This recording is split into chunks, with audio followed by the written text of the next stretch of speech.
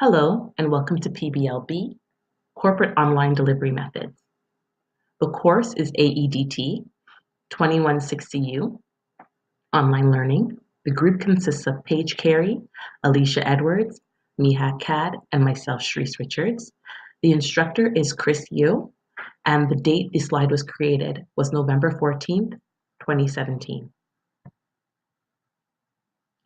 Predominant learning models guiding the corporate sector are as follows. There are three in particular.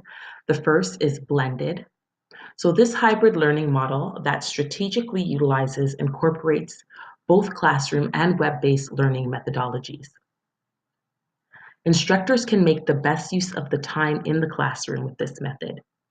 Employees may complete parts of the learning online and then can later clarify their findings face-to-face with the instructor. The second is asynchronous. This is where the onus is on the employee to assume the full responsibility for their learning. Employees are in control over the how, when, and where learning happens. The top priority for the instructional designer is to develop online training courses that offer busy employees control over their training experience.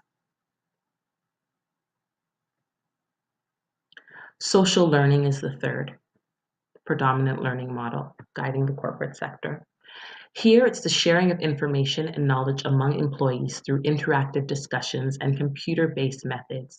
So this may include forums such as group chats, blogs, IM, instant messaging, wikis, YouTube, and other social media. Now we're going to compare and contrast with regards to the online learning models. So some of the commonalities. Interactive. Employees may interact with their instructors and colleagues online through discussion boards, emails, and other forums. Use of technology and social media. Online learning requires employees to use technology to access their learning material. Further discussion may occur over social media forums. Discipline and motivation. This is a big one here. Employees need to be both self-motivated and disciplined to be successful. And this here is something that is much more specific to adult learners as it's more self-directed. Differences. Blended models offer an element of the human touch versus asynchronous and social learning where all interaction is via technology. Another difference, blended and asynchronous learning may offer more structured and consistent training as employees are learning from company-sanctioned material versus social learning, which offers a more informal exchange of the information. Blended and social learning may afford more collaboration opportunities, so it may be more difficult to achieve this with asynchronous learning.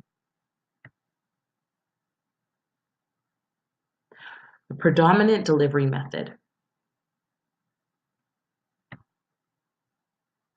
In the corporate sector, the predominant delivery method of online training is a blended method. So it's a combination. Allows the learner to reap the advantages of online learning, flexibility, accessibility with technology, and then it's coupled with the face-to-face enhancement. Overall finding is that online, and by extension, therefore blended, learning on average produces better student outcomes. And that's from Means et al. 2009, which with regards to citation. Online corporate learning key components.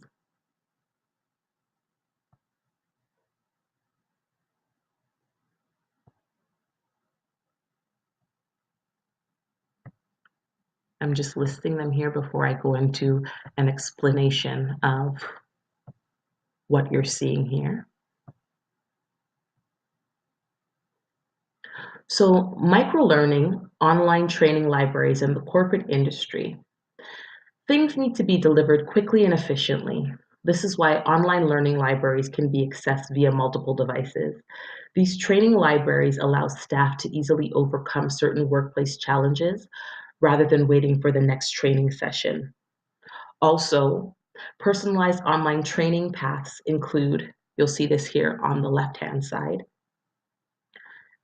online e-learning maps, course catalogs, training contracts that can be easily accessed and allow employees to pick and choose. This method of training caters to the different learning styles and pedagogies employees may find useful, as well as specific experience levels and performance gaps.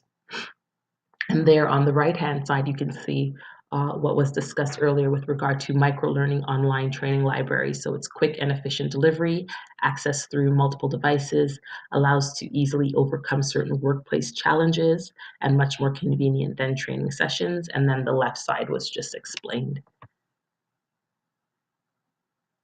prior to that. Now we're going to talk about successes and challenges. So before I go into presenting the slides via, or the point form, I'm just going to explain here that lack of personalization can occur when businesses rely solely on learning environments. This may cause employees to be deprived of the physical learning aspect and to fail to retain the training information. So this is a result of not having the face-to-face interaction with the employees. So just to break it down further, what are the successes? Quick feedback, available on multiple devices. These are all benefits of the online learning. More training opportunities and less costs, which is a big one. We'll explain that further. And here we go with regards to the challenges. So lack of technical skills. It may be hard for some employees to utilize the actual technology. That's why more training and self-directed learning and facilitation is required. Privacy and security, we have to make sure with this particular learning and teaching methodology and style, online learning requires that there are certain firewalls and other things of that nature for the protection of corporate information. Limitations for certain business types, so it may not be feasible depending on the type of business or establishment or corporation to actually set up the networks and things that are required for online learning. And there's limited face-to-face communication.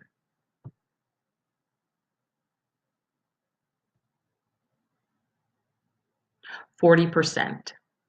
And you're seeing this and you may wonder, what is the significance of this number? It's the bottom line.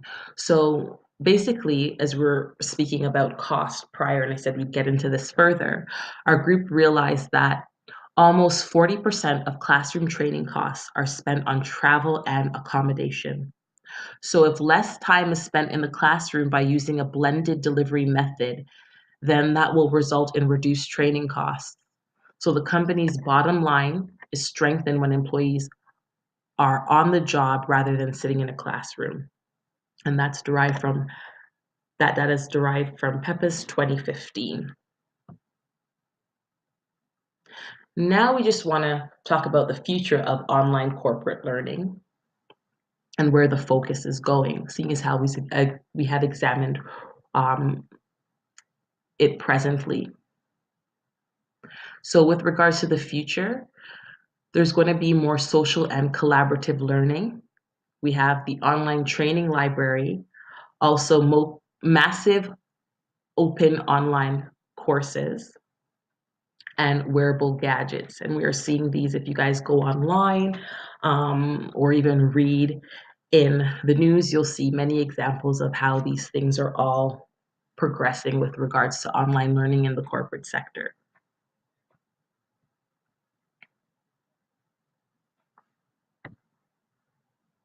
And just here we have our references. And we'd like to thank you very much for partaking in this presentation.